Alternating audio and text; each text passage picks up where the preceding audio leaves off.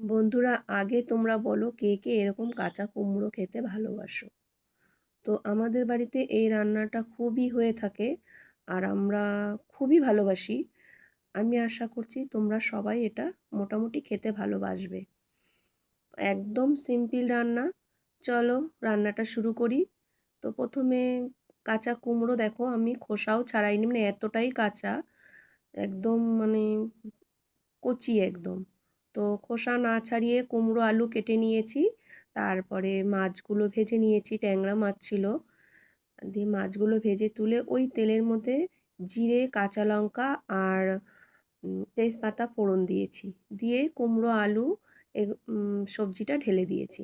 হালকা ভাজা করে একটু নুন, হলুদ আর একটু লঙ্কার গুঁড়ো দিয়েছি কালারের জন্য। আর সামান্য একটু জিরের গুঁড়ো দিয়েছি, দিয়ে একটু ভাজা ভাজা করেই জল দিয়ে দিলাম। তেমন কোনো কষ্টের রান্না না, একদম সিম্পল রান্না। এটা কেউ মাখা মাখা খায়, কেউ একটু ঝোল বেশি পছন্দ করে।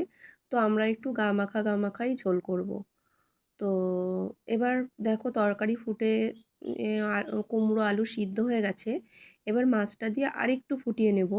আর নামাবার আগে সেই বিশেষ মশলাটা, জিরে, ধনে, শুকনো লঙ্কা আর গোলমরিচ শুকনো খোলায় ভেজে গুঁড়ো করে নিয়ে এই মশলাটা দেওয়া। এটা দিলে যে তরকারির যে কি একটা অপূর্ব স্বাদ হয়, সেটা তোমাদের বলে বোঝাতে পারবো না। আর কোনো মশলা দিতে লাগে না, এটা দিলেই তরকারির স্বাদ পাল্টে যায়। তো তোমরা কে কে এই তরকারিটা পছন্দ করো আমাকে লিখে জানিও। আর আমার রান্না কেমন লাগলো তোমাদের সেটাও জানিও বন্ধুরা।